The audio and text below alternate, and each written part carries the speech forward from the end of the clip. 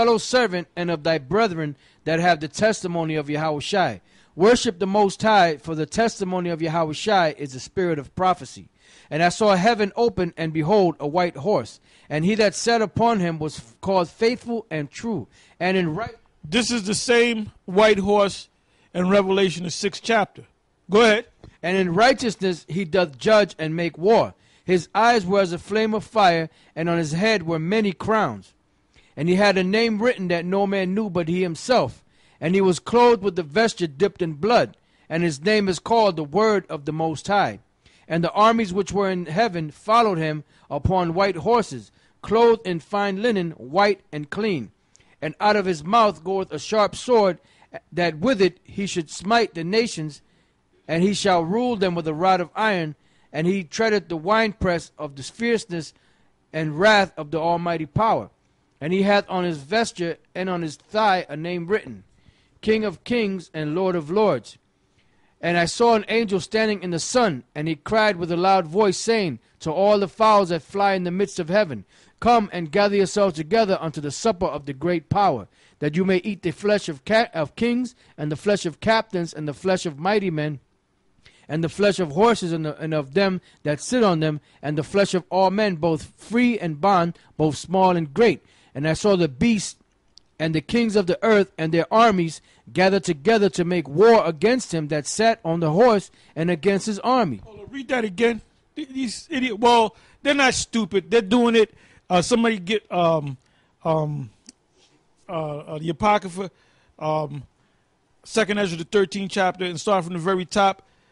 Read that again. It says, And I saw the beast and the kings of the earth and their armies gathered together to make war against. Now the beast, as you know, or you should know, that's referring to NATO and the EU, and America is a part of that. So that great military force that they brag so much about, you're gonna fight in the main event. And you know what? You're going to fight against the Lord. And the Lord's going to hit you with a spiritual uppercut and kill your ass. All right? I want the brother to get me that in the Apocrypha. This is 2nd Ezra 13:1. It says, And it came to pass after 7 days, I dreamed a dream by night, and lo, there arose a wind from the sea, that it moved all the ways thereof. And I beheld, and lo, that man waxed strong with the thousands of heaven, and when he turned his countenance to look, all the things trembled that were seen under him. And whensoever the voice went out of his mouth, all they burned that heard his voice, like as the earth faileth when it feeleth the fire. And after this I beheld, and lo, there was gathered together a multitude of men out of number from the. That's that beast that was just read in Revelation the 19th chapter. And what verse? Read that again. It says, Revelation 19:19, and I saw the beast and the kings of the earth and their armies gathered together to make war against him that sat on a horse and against his army. Now, in the Apocrypha, it says men. Let's read that again. This is 2nd Ezra 13:5. And after this I beheld, and lo, there was gathered together a multitude of men out of number from the four winds of the heaven to subdue the man that came out of the sea.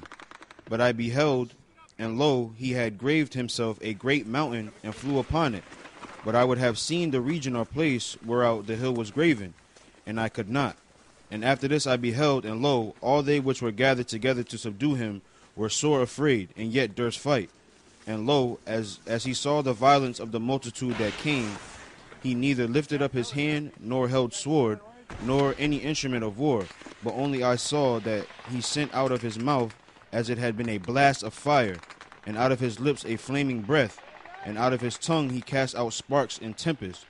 And they were all mixed together, the blast of fire, the flaming breath, and the great tempest, and fell with violence upon the multitude which was prepared to fight, and burned them up every one, so that upon a sudden of an innumerable multitude nothing was to be perceived but only dust and smell of smoke. When I saw this, I was afraid. Afterward I saw the same man come down from the mountain, and call unto him another piece of a multitude. And there came much people unto him, whereof some were glad, some were sorry, some of them were bound, and others some brought of them that were offered. Then was I sick through great fear, and I awaked and said, Thou hast showed thy servant. Now, the verse that he just read, he said, some were glad. Read that again.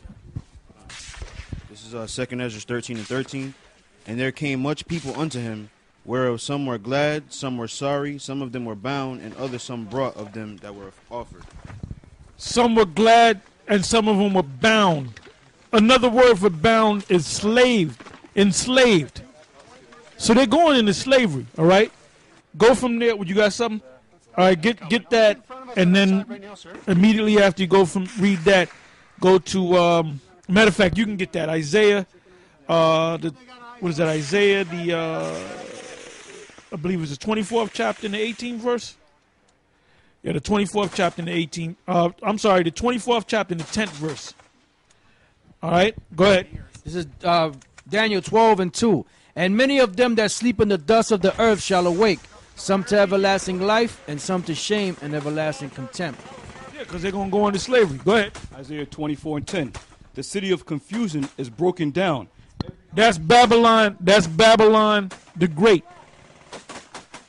Now, we said that the word Babylon, if you look it up, it means confusion. So right here in the book of Isaiah, it's not saying Babylon, it's saying the city of confusion. Go ahead. The city of confusion is broken down. Every house is shut up, that no man may come in. There is a cry for wine in the streets. All the joy is darkened. The mirth of the land is gone. And the city is left desolate. And the gate is smitten with destruction. When thus it shall be in the midst of the land among the people, there shall be as the shaking of the olive tree, and as of the gleaning of grapes when the vintage is done. They shall lift up their voice, they shall sing for the majesty of the Lord. They shall cry aloud from the sea. 15. Wherefore glory ye the Lord, and in the fires, even the name of the Lord Yahweh of Israel, in the isles of the sea. From the uttermost parts of the earth have we heard songs, even glory to the righteous. But I said, my leanness, woe unto me. The treacherous dealers have dealt treacherously. Yea, the treacherous dealers have dealt treacherously, very treacherously. Now, hold that point. You know what I want, brother. And Isaiah 33, and start from the first verse. So they were known as matter of fact, look up the word treacherous in the blue letter. What verse is that? That's Isaiah 16. Isaiah 24, verse 16. Yep. Look that up. As soon as you get it, I'll pass it right to you. Because, hey, we in that time, folks. we at the time. These are the scriptures that you're supposed to be reading, man. You know? We at that time. We at the door. It's right there. Yeah, Isaiah 24 and 16 in the Hebrew, the word there is bagad, which means to act treacherously, deceitfully, deal treacherously, to act or deal treacherously, faithlessly, deceitfully, offend. Down here, to act covertly, fraudulently. Yeah, right. Perfidiously. To apply to covering, hiding, applied to fraud and perfidy. Everything you do is a damn fraud. Talking about you going to the Middle East so you can, because you're concerned about the women in the Middle East, that the little girls can't go to school. So we're gonna send in our military and we're gonna spend a couple of $1 billion a week because we're concerned about the little Arab girls that they can't go to fucking school. Man, you over there to get their resources, man. And then most of you dumb monkey Americans, you believe anything these politicians say.